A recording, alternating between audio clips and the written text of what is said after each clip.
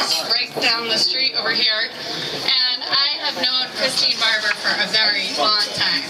So I am thrilled to be here with you tonight to MC this event and to introduce some great speakers who are going to be talking about Christine and why she is going to be a fantastic state representative for this district. As we all know,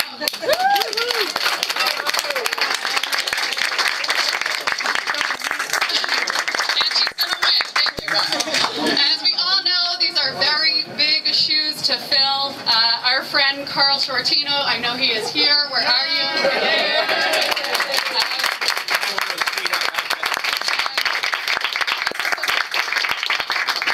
This is a moment where I will try not to cry. As many of you know, Carl is one of my very best friends in the whole world, and the day that he won his election in 2004 still resonates with me as one of the best and happiest days of my life. He won by 87 votes. He walked into Orleans down the street and just nodded yes. And we all had beer spilled all over. It was just such a great and wonderful thing, and he proved to be everything we wanted in a state representative. And that's what we're going to have in Christine Barber. So I am thrilled to be here to MC this event. So I wanted to, first before I introduce our esteemed state representative, I did want to just recognize the elected officials who are here and who have joined us. So we have State Senator Pat Jalen.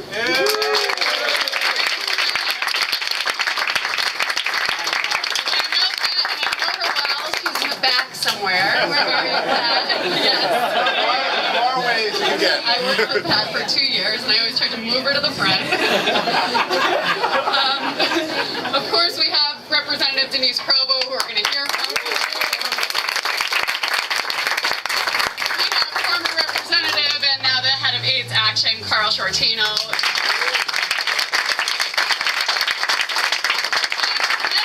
My colleagues on the Board of Aldermen, the President of the Board of Aldermen, Bill White, is here.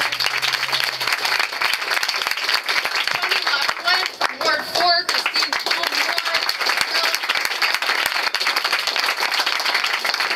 Alderman Tatiana Ballantyne is here.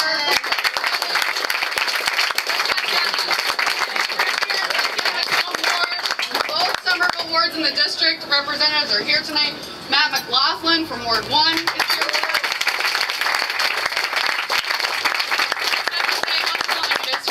Some fantastic colleagues on the Board of Aldermen.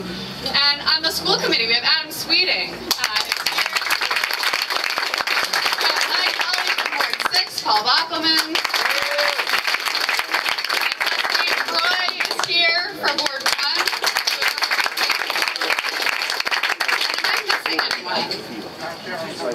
Oh no, Pat Jalen's here. She's just in the back.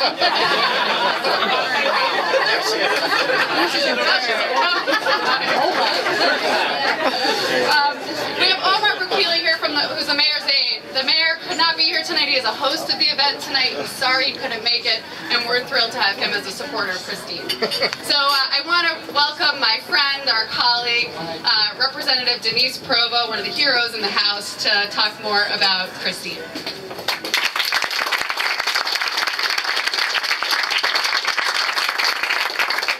Much, Rebekah, and welcome to everybody. I'm so glad that you're all here, and I'm delighted to be here myself for Christine because we need more heroes in the House.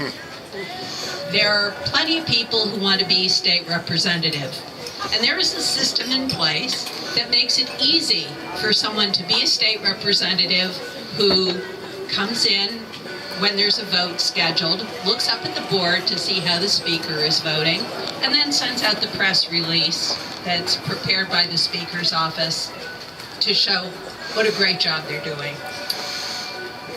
But there's another way. There's a different philosophy of being a state representative, and it's one I really like and admire, and Carl knows about it. And I know that Christine knows about it for a lot of reasons, one of which is when I was elected to go up in 2006 to Beacon Hill, Christine was already there. She was working for State Representative Pat Walrath, and I see Carl nodding, one of the hardest working smartest and most self-effacing legislators in the whole Commonwealth. I mean, she would be out on Highland Avenue. She's not here, but keeping a very low profile.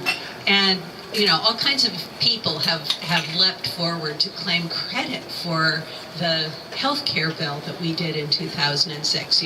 Everyone from Mitt Romney to Deval Patrick to the leaders of the House and Senate. But it was in the office of Chairman Walrath, a mathematician, who sat and did formulas after formulas with the assistance of her staff, including Christine, that made that a reality. And I'll tell you, if people today were paying more attention to the details of her affordability formula, we would all be better off. And even before that, Christine was working for former State Representative Van Paulson from Belmont, and Carl's nodding again, with whom I had a year of overlap in the State House, and who taught me a lot, and who used to read every bill. And every day that we had a formal session, she would host a calendar session where any legislator who wanted to know what was in the bills could turn up and learn about it. And, I have to say that it seems to be a dying art. It is a novelty in our building to have and Carl's laughing now, he's not just nodding, he's cracking up, because there aren't that many folks who put in the long hours and dig into the details and find out what we're being herded into the chamber to vote on, or file the amendments to make those bills better. But you know what? Christine has the knowledge and the motivation and the understanding to be just that kind of rep. And I am so eager to have her in the House doing the things that more members of the House ought to be doing. And I can tell you all feel that way, and that's why you're here. So we've got to get Christine elected.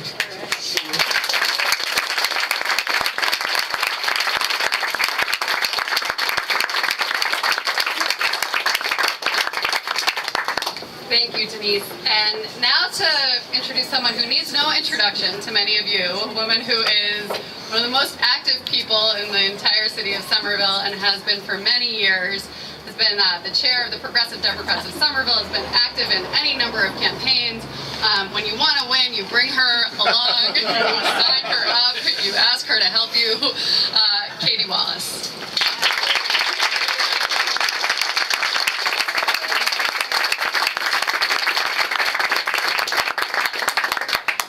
I'm going to have to read because I'm not a politician who memorizes everything.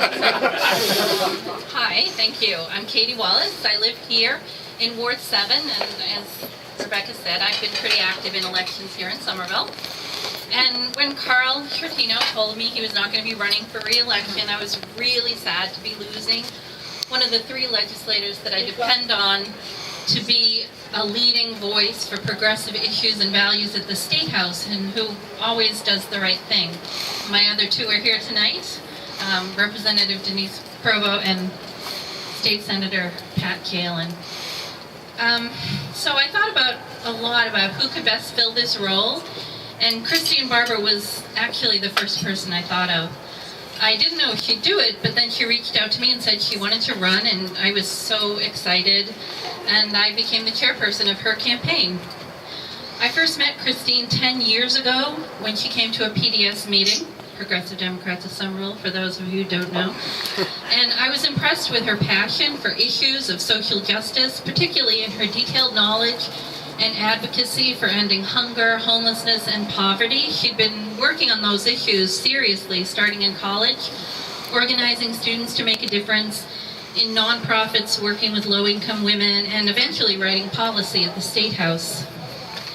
Here in Somerville, she's been an advocate for environmental issues, including green space and the all-important Green Line extension, which is very important to those of us here. She's organized community groups to work on smart economic development and affordable housing in our neighborhoods. She's volunteered for many campaigns as a door knocker, phone caller, strategist, advisor, and organizer, including many of you who are in this room elected tonight. And so I want those electeds to remember that when I call you later to volunteer.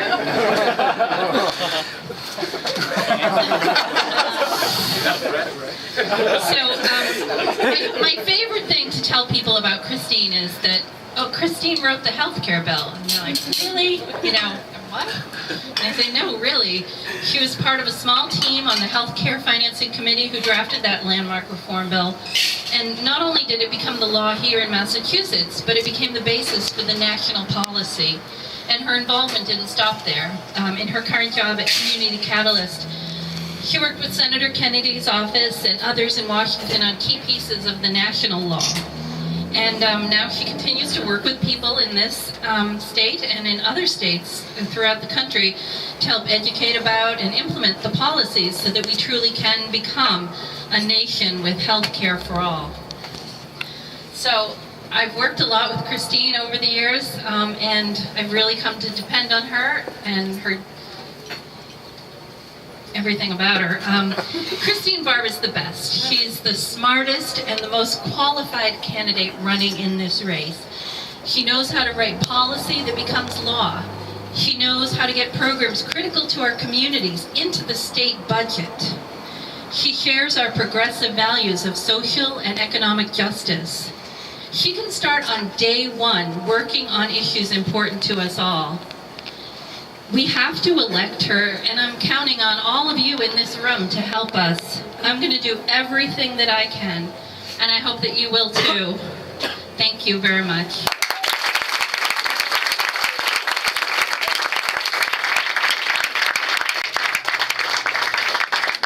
Well, I was asked to do the actual introduction of Christine, but that really felt like, I don't know how to top that. That was, when Katie told me what she was going to say earlier, I just thought it was wonderful because it was so heartfelt and so true.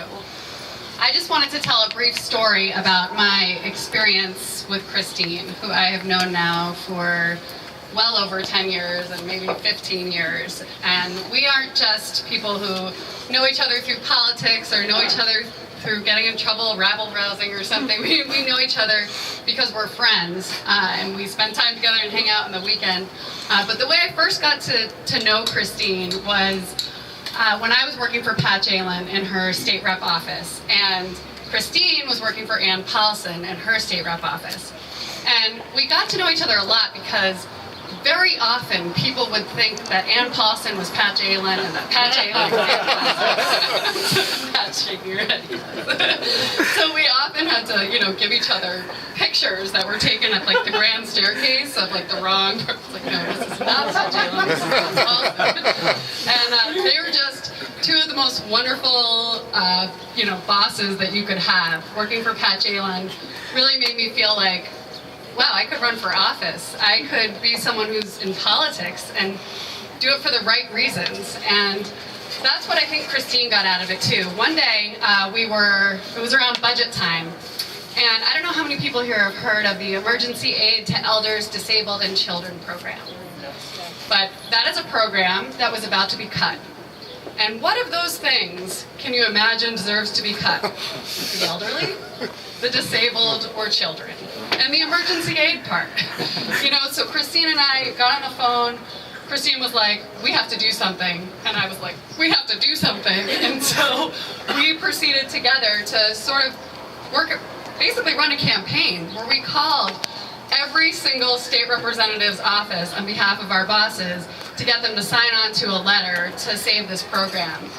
We got, I think, over 90 signatures on this letter. It was a lot, and the program was preserved. And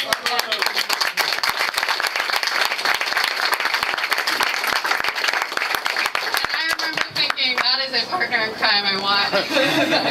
That she isn't someone who just says, we should do something to save this program, and then goes and does something else. She's someone who says, we should do something to save this program, and here are the things that we need to do, and here are the ways in which we need to organize, and here are the people who we need to talk to, and here is how we're going to accomplish this. And that is what we need in the House of Representatives. It is a very vast place, and I spent a lot of time there working for the National Association of Social Workers for almost 9 years, up there almost every day, and you can see that people get lost, people end up doing exactly what Representative Provost said and become yes men, do whatever they're told and leave and go to their other job. We know that when Christine goes there, she will be someone who works on these programs, who cares deeply about the people that are impacted, and that's huge. To not just think like, oh yeah, we should work on these issues for vulnerable people, but to really care. Christine really cares. And so I'm thrilled. I'm just so excited. I think she has a huge and wonderful chance of winning this race with our help. I love Katie's veiled threats. Only Katie can say them. And we are all going to be there for her. I know we all are. I'm looking around this room. These are the people in this room that it takes to win elections. I know I can say that personally. And I hope that you will get involved. I want to turn it over to Christine, but before I do, I see another one of my colleagues. I almost called you Representative Sullivan. Is it Alderman Sullivan? And Dennis Sullivan is here, and he's from also in Ward 4, so it's great to have another person on the Board of Aldermen here. So I want to turn it over to my friend Christine.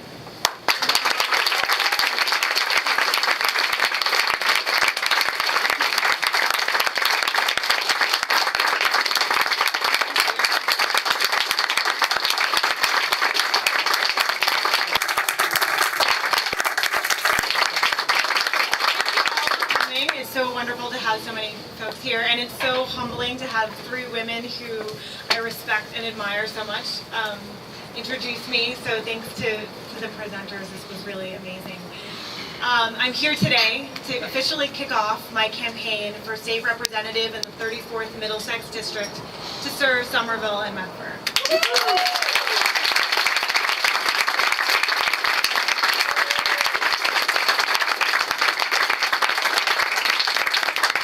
So I love living in Somerville, and I'm proud of the vibrant and diverse community that we have built here and that we continue to build here. And that's why I'm running for state representative. I want to fight for the resources that this community needs. I want to create policies that support the residents of Medford and Somerville and reflect our shared values. So I grew up in South County, Rhode Island. My dad spent his career working in a manufacturing plant that made carbon graphite pieces for machinery and airplanes. My mother was a teacher, a reading teacher in the public schools. She just retired last year. They're both here tonight.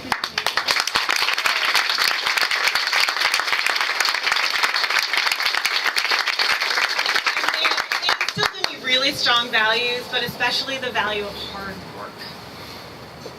So after I graduated from Holy Cross, I entered the Jesuit Volunteer Corps, and I was a community organizer, and it was my job to work with low-income women and their families, and to pull those women together into meetings to talk about their challenges, and to eventually help them to tell their story to policymakers, to advocate for things that they needed to support their families, things like childcare and better educational opportunities.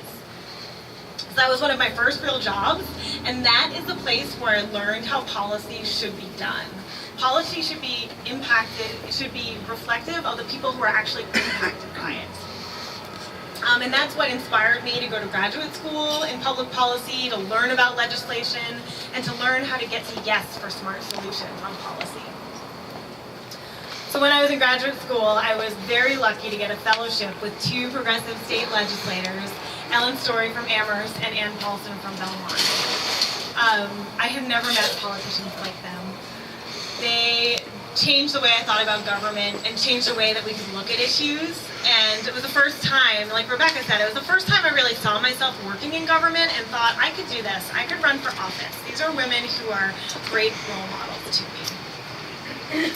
So the thing that I learned from all of these experiences is that it's really possible to create good policies to address social issues. So I know that from my work at the State House.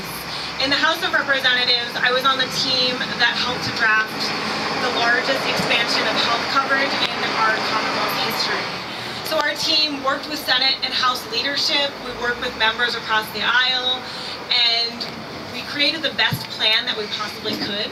And I'm proud that that plan has now covered hundreds of thousands of people. But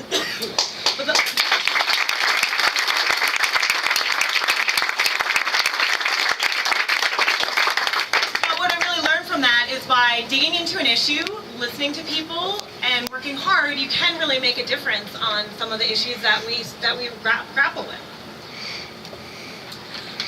I live in Winter Hill. When I first moved here, I got involved in the neighborhood group on Marshall Street, and I know my neighbor Mary Jo Connolly is here, who is involved in that group.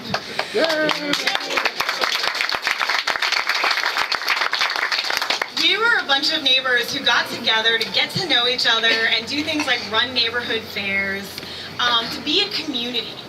And that is what I love about Somerville and Medford, is that people actually do that. They love their neighborhood, they want to get to know each other, and they want to make their cities better.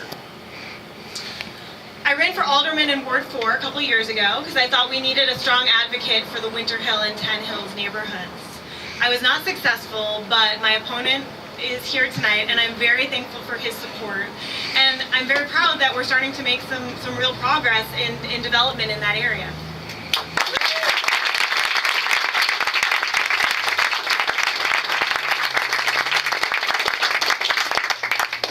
I've worked with some other folks in this room with the Somerville Community Corporation, and we've done organizing to make sure that local development meets the needs of the community.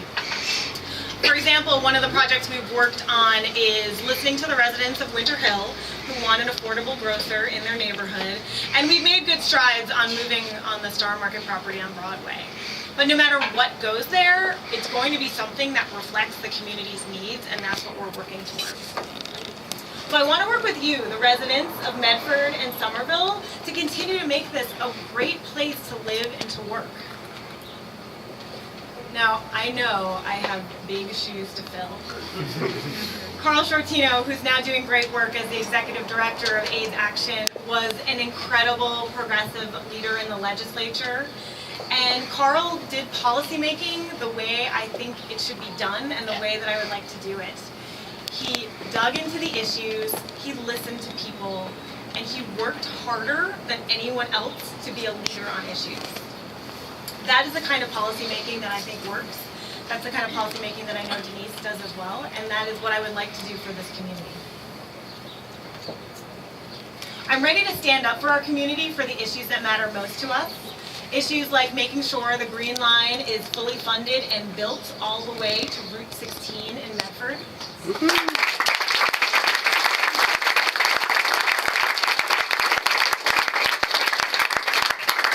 And issues like preserving the Mystic River so it's a resource that we can all continue to enjoy. And importantly,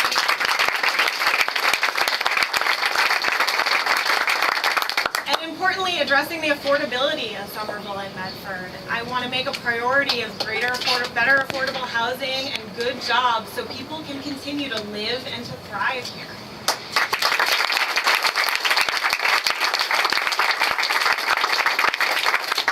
Like Carl, I also want to be a leader on the progressive issues at the state level that we care most about.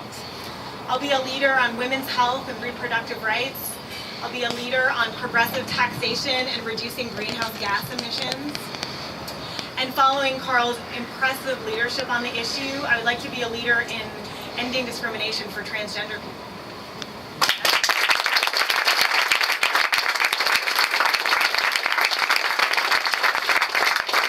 Somerville and Medford lead in a lot of these areas, and I want to bring those voices to the state level to make sure that policy reflects our shared values.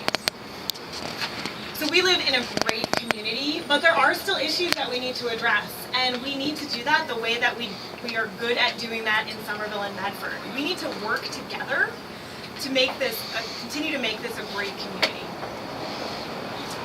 I know firsthand that working together, we can create policies to address some of the issues that we're faced with, and that is what I want to do at the State House. So can I count on all of you to work together with me on this campaign?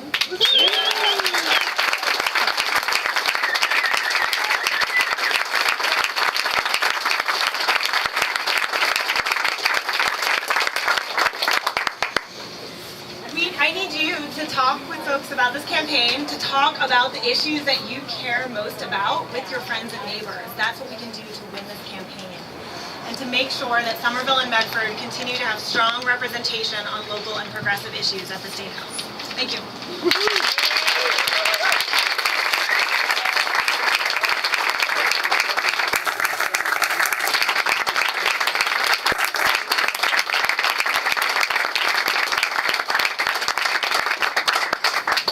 Okay, so where is Peter?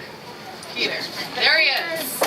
Peter is Christine's campaign manager, our campaign manager, and he is going to be recruiting volunteers. So don't leave tonight without seeing Peter. He will sign you up. He has clipboard in hand, and we'll get you going out there. It's a beautiful day. It's a beautiful time for door knocking. I will tell you that in past campaigns, there have been days when I've said, I don't want to, I can't do this. But once you're out there, it's really fun and it's really great. And people are really nice and they're happy to see your face at their door. And the whole time I've been door knocking on so many different campaigns, well over 10 years, I've only had the door slammed in my face once. And I think that's pretty good. So it was upsetting at the time, but it's pretty good. It's still pretty good. So, and I forged on. So we all need to forge on, and so I'm asking you to go to Peter before you leave and sign up to volunteer. I am also, and this is very important, going to say to you that campaigns take what to win? Money! Thank you, Dennis! Did I hear it from out here too? What do campaigns take to win? Money! Did I hear 500? Oh, he's saying Dennis is giving 500. Well, let's all commit today that we are all going to make a contribution to Christine's campaign. I have already given. I plan to give again. How many people here are going to give? Come on, join me. Join me. This is the hard sell. I have to do this part. Okay. So also don't leave here without giving. And if you didn't bring your checkbook today, that's okay. We have a website. You can give online. It's easy to do. And we urge you to do it. Truly. If we're going to have the mail pieces we need, if we're going to have the literature we need, if we're going to be able to get the word out to everybody throughout the whole district of Medford and Somerville, please, please, please, do give. Even if it's a small contribution, any contribution counts. So that concludes our program for today. I know Todd is making a pitch, so I have to do Todd's pitch, which is briefly that we know there is a campaign on the ballot coming up in November to raise the minimum wage and to provide earned sick time to the 1 million workers in this state who lack a single earned paid sick day.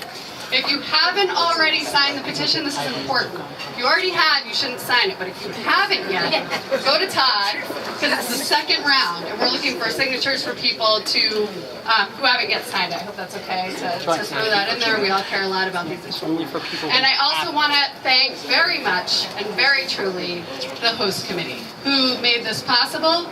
I want to thank Lee, I want to thank Katie, the whole host committee is here, so I shouldn't have started naming people because then I'll leave people out. And I'm sorry, but I want to, this is Ari Fertig, Mary Jo Connolly, Josh Talbert, Ian Palmer, Justin Quicota, Matt McLaughlin, and Tony LaFuente also.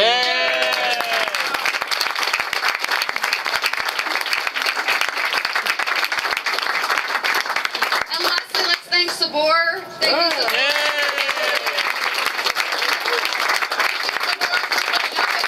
We'll come here often. We have political events here often. You always have great olives. So, thank you all so much.